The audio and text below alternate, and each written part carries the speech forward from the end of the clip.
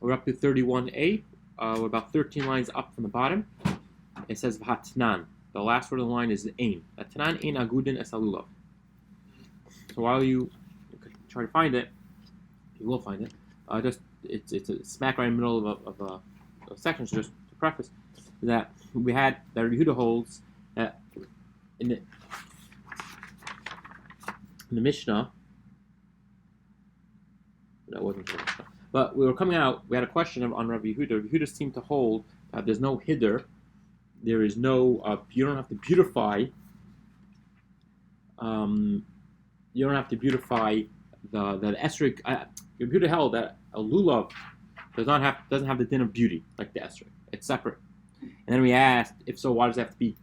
Rabbi Yehuda holds that it has to be, and the Mishnah in fact holds that it has to be bound. And we assume the reason why it has to be bound is in order to make it look more beautiful. That's the point of making it bound. Otherwise, why else would someone want it bound? We assume the point is to make it.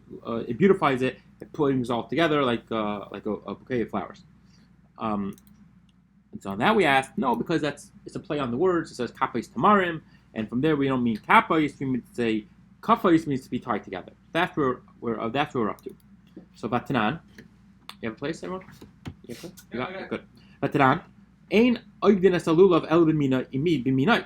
If you really want to say the reason why Yehuda holds that it has to be bound together is not because of beauty, rather it's because of something else. Because we're supposed to make it is because it's just a drasha from the Torah. Rabbi Yehuda holds you're supposed to only bind it with its own type. The lulav should only be bound with lulav strips of a lulav. My time if it's just because of practical halacha that the Torah writes, that it has to be bound, then who cares about what is bound with? Go use rubber bands. The point is that it's bound.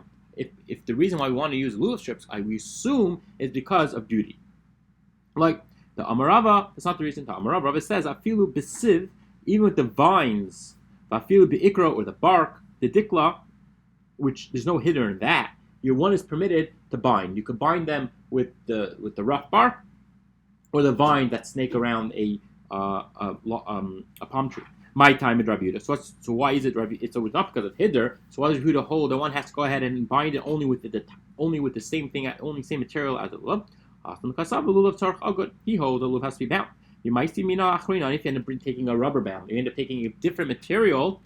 The Torah says supposed to have 4, and if you take something else, it'll end up being 5 species. Therefore, when you bind the lulav, you should bind them with the actual material of the lulav itself. Okay. Now, yesterday we learned that Rabbi Yehuda holds that a lulav has to be bound. That a lulav does not have the din of beauty. But we wrote that, we read that. I think it was Rava, but whoever was held that Yehuda admits when it comes to an esrog, there's the halacha of beauty. But is that so? But we learned arba minim shablulav. There are 4 minim by lulav. This first is by lulav. Yishem shein poichsim behen. That's like you cannot have less. You can't have 3, 2, or 1. You have to have 4. Kachem meisifin aleim. You can't have 5, 6, or 7. It has to be exactly 4. Leimatza esrog. If you for whatever the reason is, you can't find a citrus. You can't find an esrog. You can't bring any other fruit, or a different, or a pomegranate, or anything else. Now, kimushin, if it's a withered esrog, ksherin, it's kosher, it's valid. Yavashin, but if it's dried out, psulin, it's going to be invalid. Yiraimer af yavashin. Rabbi Yehuda holds not only it could be withered, but could also be dried out. Now we assume that's not hadar, so that's one. Right there is a proof that maybe Rabbi Yehuda does not necessarily hold that an esrog has to have beauty. Rabbi Yehuda, and Rabbi Yehuda brings a story. Maisa, we turn to the top of Laman Aleph Amud Beis. The Bnei Krochin, that it was in a city. Shali Marshin Esluveim with Bnei. That the grandfathers, the grandchildren inherited the esrog from, or rather it says lulav, but we assume that means their esrog set from the grandfathers. So we could assume if it's going from grandfather to grandson in inheritance, that is a very old esrog. And we assume that's dried out. So we see Rabbi Yehuda is bringing a proof the one is allowed to have dry out esrogim on Yom Tov. But we also see that Rabbi Yehuda holds, whatever the case is, whatever the case with the story is, Rabbi Yehuda holds that there's no din of beauty when it comes to an esrog. So don't bring a proof from there. That was a time of need, and you don't bring a proof from a time of need. The same, we're going to say the same thing in a similar fashion. We hold that a dried out ones are kosher. We're not talking about an esrog, like a lulav. No, that's a lulav. So no, Rabbi Yehuda hold the really esrog does have to be fresh. You want to bring a story from a city that ran out of the sets. Don't bring stories from cases from story. Don't bring a proof from a story that was taking place in times of need. And Rabbi Yehuda, when Rabbi Yehuda said that a lulav could be dried out, it didn't mean an esrog. He meant a lulav. Amar Mar. Now we're going to bring down the brayso. Just like you can't have less of the set, you can't add on. Pshita, isn't that obvious? Of course, you cannot add on. Just like it says, you can't. The Torah says you're not allowed to add on. It says in misifim. It says the Torah gives explicit halacha. You're not allowed to add on to the mitzvah. So just like you can't add on, you can't. So the Torah says you can't add on, and you can't detract. Of course, you're not fulfilling the obligation. That's obvious. The same thing. Since Rabbi Yehuda holds the lulav has to be tied together. I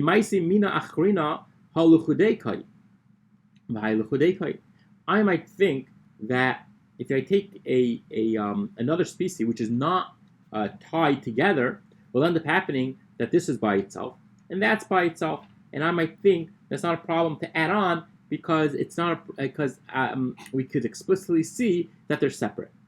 Because they're not connected. Mashlan, the chiddush is you can't add on. Amar, loy matzah esrog. If one does not find an esrog, loy yavi loy rimayin. You can't replace it with a pomegranate, loy parish, another type of fruit. Loy davracher pshita. Again, that's obvious. The Torah says esrog, and esrog is an esrog, and only an esrog, and not another fruit. Now, the same I might think loy siki hechish like tishbach teres esrog. I might think that no, if there is no esrog, we'll let you go take a lemon or an orange, because we don't want the mitzvah of esrog to be forgotten. And as long as you're taking some type of fruit, we'll always be aware. There'll always be some memory that there's an esrog. You're not supposed to. Why? Zimnim denafik chorva minei the asi lemisra. It might come out that something even worse will take place. That everyone for a whole generation is taking apples, and then finally esrogim pop back up on the market. At that point, I was like, what's an esrog? We only know about apples. I'm going to continue using apples. Therefore, if you can't find an esrog, you cannot fulfill your obligation with anything else. Okay, Tashma. Esrog hayasham pasol. So we learned that an old esrog is invalid. Rabbi Yehuda machsher. Rabbi Yehuda holds that it's permitted. Jifta de Rava tifta. This is a problem with Rava. Rava is the one that said that Rabbi Yehuda holds that the halacha of beauty also applies to an esrog. To an esrog. Over here we see Rabbi Yehuda explicitly states a dried out esrog is permitted. No ifs, ands, or buts. It's totally permitted. That means there's no halacha of beauty. We don't apply the idea of beauty to an esrog according to Rabbi Yehuda, and obviously Rava, who on the previous Amud said that even Rabbi Yehuda admits to beauty, is wrong. Is that really true? Rabbi Yehuda holds you don't have to hold that the esrog doesn't have to. There's no beauty by the esrog. But now we learned hayarak karti. If you have an esrog which is green like a leek, Rabbi Yehuda machsher, Rameir machsher. Rameir says it's kosher. Yehuda pasol. Rabbi Yehuda hold that is invalid. Lav no mishum deba yihada. Is that not because lav mishum deba yihada? Is that not because it has to be beauty? And a green esrog is not beautiful. So we see you want to say you brought one brayso that says Rabbi Yehuda hold. That is beautiful. We have another brayso that says Rabbi Yehuda hold that a green esrog doesn't work. And we can make an assumption green is not beautiful. Like we should like Gemara peri. No, the reason is because it did not complete this fruit. It's still it's not a complete fruit yet. It has not reached the stage of maturity of the fruit. It's still growing. Therefore, it's not called an esrog yet. That's the reason why green wouldn't work. Tashma, come in here. Shir esrog katan. What is the size of a small esrog? Rameir Omer ke'egos. Rameir holds it's like a walnut. Rabbi Yehuda Omer ke'beya. Rabbi Yehuda holds it's like a egg. So Rabbi Yehuda holds it has to be larger. Esrog, the smallest share for an esrog is an egg, as opposed to Rameir holds that it's a walnut which is smaller. What's the machlekes? Isn't it because Rabbi Yehuda holds that a small walnut, an esrog-sized walnut, is not beautiful? It has to have some body to it. Rabbi Yehuda Omer kebeya la mishum deba yihadar? Question mark. No, mishum deba peri. Again, a esrog the size of walnut, even if it is yellow, even if it's not green, still has not completed the growing process. Therefore, it's not called an esrog. It has to be as big as at least a beya. Tashma. Continuing on. What happens if it's so big?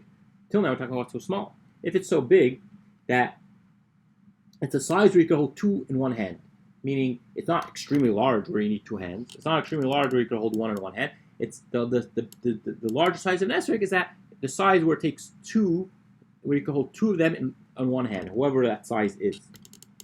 Now, that's Rabbi Yehuda. Rabbi Yossi and Rabbi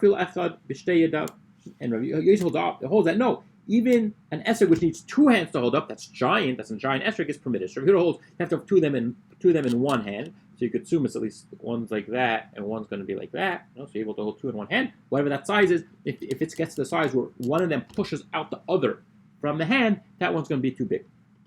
Now, and Rabbi Yossi holds that it could be as big as the ability to hold two. And Rabbi Yossi holds that you could hold, it has to be able to hold. It's even as be as big as holding. It needs two hands to hold it. Now, my time mishum bahadar. What's the reason for Rabbi Yehuda? Yehuda holds it has to be some substantial size, but still, he says it has to be bigger than an egg. But it doesn't mean to say it has to be giant. A giant esrog is not nice. It has to be something which you can hold in your hand, and it has to be a normal size. If it's too big, that's an abnormality and it's not nice. Wait, that's not the reason. Even Amar Rava, lulav b'yamin the esrog is small. Since the halacha is, according to Rabbah, that the lulav has to be in your right hand, the esrog is supposed to be in your left hand. Zimnim de machlifi late. Sometimes you pick them up wrong, and you got to switch them. But if the esrog is too big, vasi lafchinu, vasi lipsuli. If the esrog is so big that two of them can't be in one hand, that means I really can't do the switch from the lulav to the esrog. If it's so large, I'm going to end up dropping my esrog as trying to switch it and invalidate my esrog. There's just a practical reason one is not supposed to have such a large esrog, and not because of beauty. So once again, we have no proof that Yehuda holds that an esrog has to be beautiful, and even more so, Yehuda explicitly stated above that an esrog does not have to be beautiful. Now, at the end of the day, Torah says that it says hadar. It says it has to be beautiful. What does Rabbi Yehuda do with the pasuk of hadar? He used that for hadar, to dwell. What hadar doesn't mean to say beauty. It means to dwell. That an esrog is a unique fruit that if you leave it on the tree throughout the year, it continues growing bigger and larger, and it doesn't eventually fall off like an apple. You leave it on there, it'll just keep on growing. So it lives in the tree for an extremely long time. So we shouldn't read it as hadar, rather hadar, the one that dwelt in the tree. That's the word for Yehuda. Has no reason, does not hold of hiddur that it has to be beautiful. Now we're going to go on to the next part of the Mishnah. The Mishnah stated that if the lulav comes from a city which has been proven that most of its inhabitants, over 50% of the inhabitants, have committed idol worship, or have committed idol worship, then the lulav is no good. Okay, now shel ashira v'shel ir hanidachas, or one from an ashira tree which they use as an idol. The shel ashira pasul now is really an ashira pasul, but the ashira tree, the tree which was planted for an idol. But Vama Rabba says, lulav shel avodah zara, the lulav of an avodah zara, lo yitol, you're not supposed to take it. If you took a lulav from a tree for avodah zara, idol worship, you cannot take it. But not kosher. However, if you take it, it's okay. You have fulfilled your obligation. So how's that possible? The Mishnah says that it doesn't work. So this is talking about an ashira tree of Moshe. Now, the kasleise nichtas shirua, that we looked as if it's crushed, as if this lulav is totally decimated and not in front of us. Now, as Rashi explains, and it's in this week's parsha, that there are two types of ashira trees. One is an ashira tree that they cut from the tree and they brought its fruit to the avodah zara. That type of tree wasn't planted it didn't bow to the tree. It was utilized for avodah zara. In such a case, you shouldn't take it. If you take it, it's okay. This ashira of Moshe Rabbeinu is in this week's parsha. In fact, Rashi says, I think it's this week's parsha. The Torah writes, "V'shreyem tishrufum be'esh." And there are ashira trees which they planted for, but not to be served to avodah zara, as avodah zara. They bowed to this tree. This tree was an active idol, and the Torah writes in this week's parsha, you're supposed to burn it.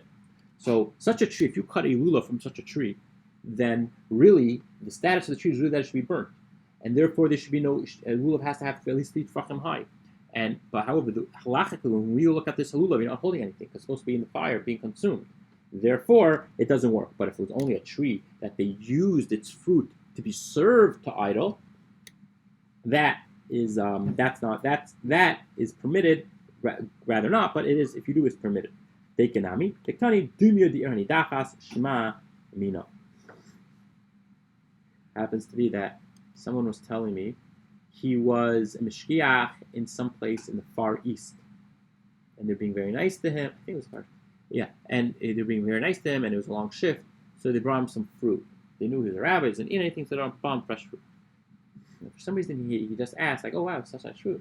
He said, "Oh yeah, this fruit it was a Far East country, and it was Buddhist, or I guess Buddhist, and there was a temple at the entrance to the factory, and so whatever, a place where the workers could practice their religion. And they said we took the fruit that was served, that was placed to the idol outside. That's forbidden to eat. People don't want to let it go waste. So anyway, that was so it wasn't that would be an example. Taking the tree, so such a tree that wherever they took the fruit from, if it was planted, it was bought on the market, something. If it was planted for that purpose, better not to take it. But if you took it, it's okay. A tree which is planted to actually bow to, that's out of the question, and you're not gonna, you're not fulfill the obligation. Okay, now Niktam Roshai. The Mishnah wrote that if the top is chopped off, then the esrog is no good. I think so, right? Niktam Roshai, right? Or nifr to alav, or if it's totally, if it's split, but nifr do. But if it's opened up, then it's going to be kosher. So let's look at, so we're going to go into that. You mean the lulav? We're up to the lulav. Yeah, not that. I said that. Yes. Oh, okay. So lulav. Niktam Roshai. I'm Rabbi Boruch. Loishan ela niktam. They were only saying when it's cut. I will nistak kosher. However, if it's split at the top, if it's split on and split on top, it's not going to work. So now, that's that. If you look at, it's on the computer also, but you see, so if it's cut on the top, that's number 1 and 2. So split on the top, no good. If it's split though, it starts to open up on the top. That is going to be okay. Now that we ask, the nista kosher, is it true that if it's split is a kosher? Vatanya, we're going to go through several different cases where lulav is no good. Lulav kafuf, if the lulav is a lulav kafuf, if a lulav is bent, and now that on the sheet over here in person is going to be 3. If you look on the computer, you'll see the mouse, you'll see the pointer. You don't see the pointer. Give me a second.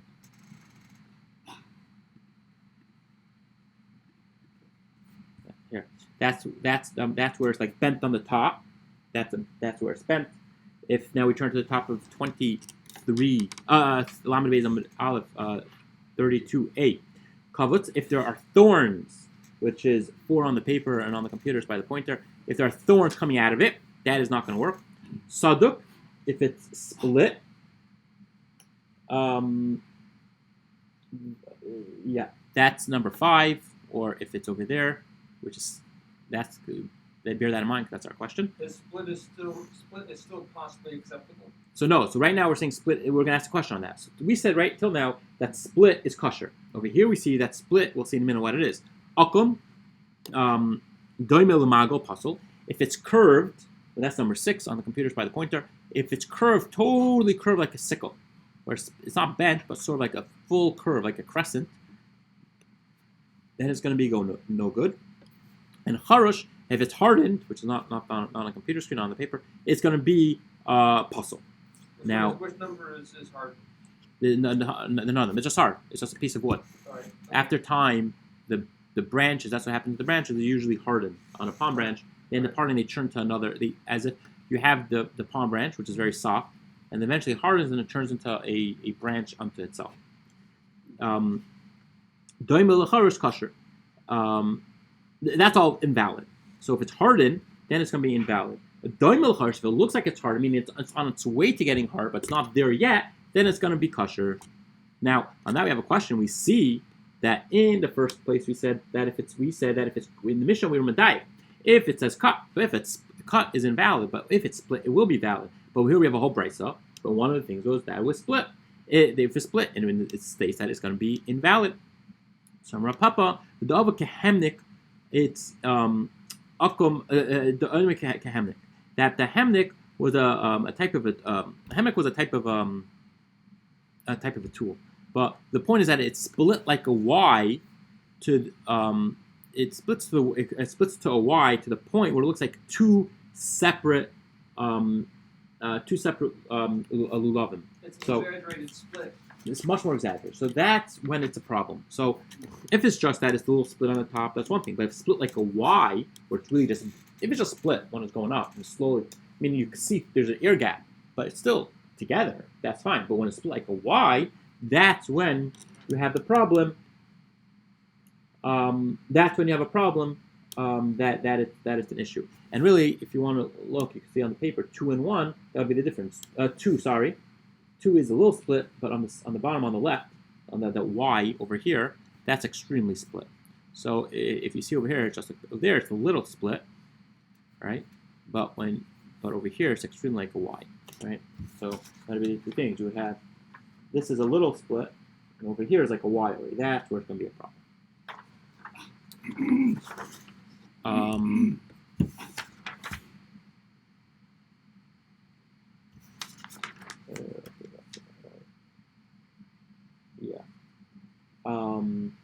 And just to read the halacha, if you turn over the page, and over here I'm going to read it.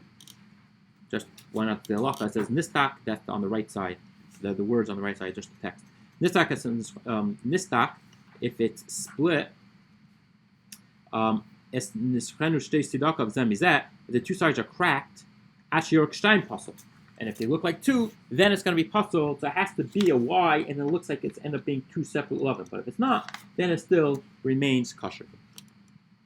Now we go on to the next case of bent.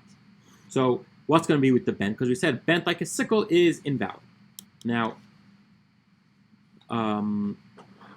so we're up to akum doime lamago on the 3rd line. If it's bent like a sickle, Amar. Are we back? Yeah, we're back in the Gemara. Okay.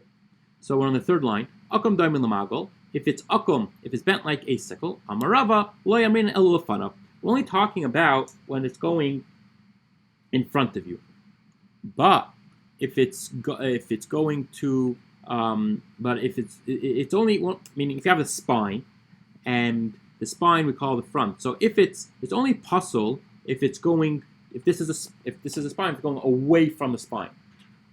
However, achurav briasahu. But if it's going back towards the spine, meaning if this is the spine and it's bending that way, right? It's bending. That's a natural bend. There's a natural inclination. It's naturally for the branches. I don't have a picture on it. I don't think I put a picture on it. Well, let's see in a minute. If its natural position is for it to bend towards its spine, then it's going to be permitted. But if it's bent the other way, then it's going to be invalid. And there is a picture there. So you can see that's a spine, and where it's bent, you see the left side.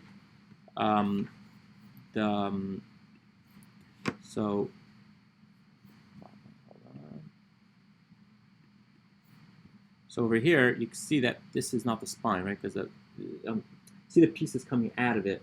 So you can identify that this is the spine, and it's bending with the spine. If it's bending towards the spine, then that is kosher. Okay, that is that halacha, and the halacha is that if it's okay if it's bending like a sickle a little bit towards you, but it's kosher. It's best to have straight, of course. But if it's a little curved, most lulavim has some type of curve to it. As long as it's curving towards the spine, it's going to be kosher. Amar Rav Nachman. We're back in the Gemara, 4 lines down. Amar Rav Nachman. Let's dabdin kilafanav dami. What if it's bent towards the side? That is also going to be invalid. But some say it's going to be some say it's not a problem and it's the natural bend. So it's not like this. High lulav the salik b'chad hoitza. That lulav which all the pieces are coming out. It looks like it's coming from the side of the spine. Meaning, usually you have the spine and the shafts are coming out from the center of the spine. What happens if only one side has the shafts from the spine and the other side there's no leaves coming out of it? So that is puzzle. That's invalid. We need them to be coming out on both sides. Okay. Now with that we continue. Amara Papa. Nifritsu, the Avike Chufya. What happens if they are so it's so bent? They all got ripped off to the point where they're stripped like a broom, and then you tie them all back together. That is invalid because they're not connected. Nifradu, if they're just spread out, which on the sheet is in the middle picture on the left side, if they're just spread out like this, that's not a problem. The ifrudi, but they're still attached, therefore it will be valid. Bayi Rapapa. Rapapa asks, what happens if the tziyomis, now the tziyomis is the middle leaf. If you look on this, that's that picture on the bottom left, and the tziyomis is this part where you split all the leaves to the point where there's nothing to split anymore. The last remaining leaf, as you slowly move your way forward, and you find the one leaf is in that. So even though there's no longer a spine, in the point where none of, meaning a lulav goes up and it's connected, and slowly as it goes up, more and more leaves come off the spine, right? Now, at one point, there's no more spine. All the leaves are separate. It's like a fan. Like a fan. So how do you have to, the tziyomis is that center, the spine that turns. There's one of them, the central shaft was what, it's as if it was a spine, and then it turned into its own leaf as it goes up. It's the top leaf, the most central leaf above the spine. That's a tziyomis. Now, what happens if the tziyomis, what happens at middle leaf? Now, another thing about a lulav branch is that all the leaves are doubled and they're connected, right? If you ever notice, you're able to take a lulav branch and split it into two. Every lulav branch is like that. So what happens if the middle branch is totally split? What's halacha? Tashma, so come in here. Dam Rabbi Yochanan, Amar Rav Yeshua, Ben Levi, Nitla HaTziyomis Pasul. If you take away the tziyomis, if you take away most branches, you're able usually to strip off a branch of lulav. That's fine. You can strip the branch off the left or right of the lulav and take it and make your rings out of it. But if you take off the middle branch, it invalidates the entire